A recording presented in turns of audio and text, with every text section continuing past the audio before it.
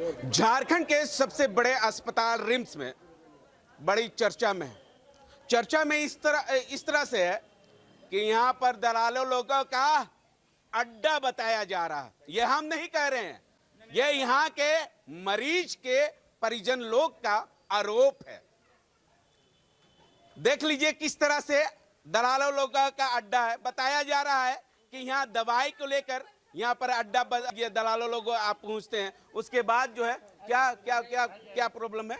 यहाँ 2100 कितना 3200 पैसा इसका जांच का मांगता है बाहर में। अब हम लाए हैं बहुत दूर से।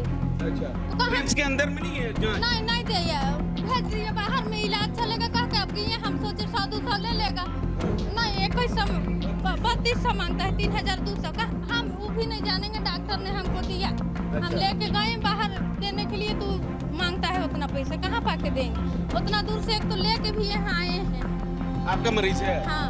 अच्छा। हालांकि जिस तरह से बताया जा रहा है उस तरह से।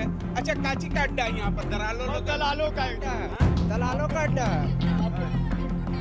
आप पेशेंट लेके कभी भी आइएगा, रात का टाइम, इमरजेंसी का टाइम, आपको बेड नहीं मिलेगा। वही आप 1000 दीजिए, आपको 2 बेड नहीं मिला तो हम हार जाएंगे। स्ट्रेचर पे आप मर जाइएगा, यहाँ पे आपको बेड नहीं मिलेगा। मगर अगर आप 1000 आप पैसा दीजिए, बेड आपको तुरंत यहाँ दवाई उवाई का भी दलाल लोग। दवाई के लिए भी दलाली है। प्लस चीज, जब हेल्थ मिनिस्टर बोलते हैं कि एक चीज फ्री ऑफ कॉस्ट है, या तो दवाई 50% बाहर से लेना पड़ रहा है पेशेंट को। हर पेशेंट से आप बेड पे पूछ सकते हैं, 50% दवाई बाहर से लेके आ रहा है। तो हेल्थ मिनिस्टर क्या इंतजाम कर रहे हैं?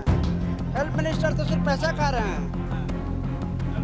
हाँ, उसके बाद कोई फैसिलिटी नहीं है इसमें।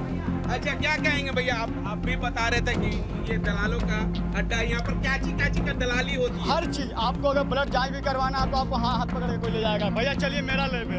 आपको खून चाहिए तो 8000 रुपया दीजिए, 1 यूनिट हम देते हैं आपको स्ट्रेचर चाहिए, उसमें दलाली हो रहा है। आपको बेड चाहिए, उसमें दलाली।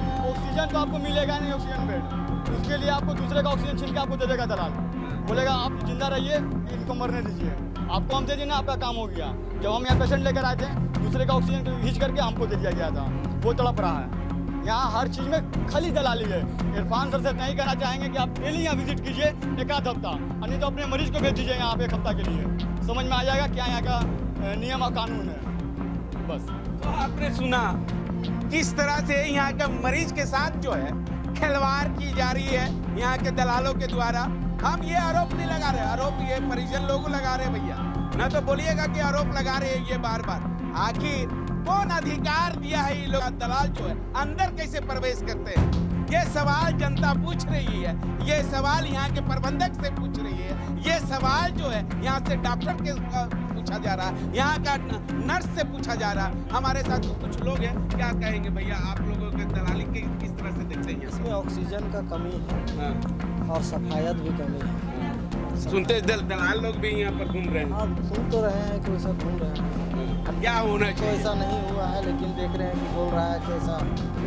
तो भाई होता होगा तब तो पब्लिक बोल रहा है, नहीं होता तो पब्लिक बोलता नहीं। एक सवाल है, दलाल लोगों के ओर से कहा जा रहा है अंदर में कि मरीज को जो ऑक्सीजन लगा हुआ है, अगर आपका 1000 रुपया दे दिया तो आपको ऑक्सीजन दे दिया जाएगा, आपका मरीज को मार दिया या मेरा मरीज को मार दिया जाएगा। ऐसा तो नहीं होना चाहिए, ऐसा तो नहीं होना चाहिए। ऑक्सीजन का कमी है तो इसको पूर्ति करे सरकार, और सबको सुरक्षित मिले, और सफायत थोड़ा में ध्यान दे। सफायत में कमी है। हम कुछ और लोगों से पूछना चाहेंगे, आप कोई दलाल से भेंट हुआ है? भेंट हुआ था, लेकिन हम क्यों बोलेंगे सर। हाँ हुआ था सर, हम लोग भी पैसा दिए 1000 रुपया दे के, तब हम लोग का मिला है हम लोग को बेड, नहीं तो नहीं मिलता बेड हम लोग को।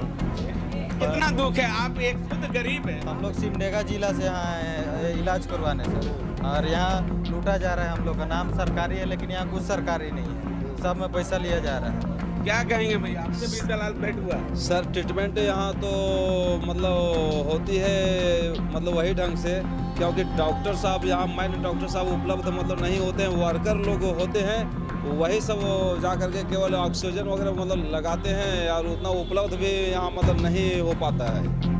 और ये जो है कि मेन डॉक्टर यहाँ उपलब्ध मतलब नहीं रह पाते हैं। क्या आपसे भी दलाल? नहीं, ये तो मेरा फर्स्ट दिन है। बस ऑक्सीजन की कमी है पर और सर सफाई का जो है बहुत ज़्यादा प्रॉब्लम है। तो जो मरीज लेकर आ रहे हैं वो भी बीमार पड़ जाएंगे, जहाँ तक ये लग रहा है। स्मेल भी बहुत ज़्यादा है। बस यही है, जो गरीब इंसान है जिनके पास पैसा नहीं है वो तो जाहिर सी बात यहाँ पर आएंगे ही। तो बस यही इसी में कहना चाहेंगे कि जो हमारे इरफान सर है आकर एक बार देखें और सही करें सब कुछ। ठीक है। तो ये सुना आम जनता का परेशान है, यहाँ के डॉक्टर से परेशान है, यहाँ के साफ सफाइया से परेशान है, यहाँ के दलालों लोगों से परेशान है, यहाँ का मेडिकल जो है वो उसका भी दलाल लोग यहाँ पर पूछे रहते हैं। अब देखना होगा क्या रिम्स प्रबंधक को नहीं मालूम है। अगर मालूम है तो इस दलालों लोगों के ऊपर नकेल क्यों नहीं कसा जा रहा है। सवाल एक, अगर ये सब पूरे मामले को स्वास्थ्य मंत्री जी का अगर संज्ञान में है, अगर सूचना मिल रही है, अगर उनको कोई व्यक्ति शिकायत भी कर रहे हैं तो क्यों नहीं कार्रवाई की जा रही है। अब देखना होगा कि स्वास्थ्य मंत्री इरफान अंसारी जी की ओर से क्या ऐसे दलालों लोगों के ऊपर या ऐसे रिम्स प्रबंधक के ऊपर कार्रवाई होगी या नहीं, या ऐसे ही रिम्स परिसर के अंदर दलालों लोगों का दलाली चलते रहेगा।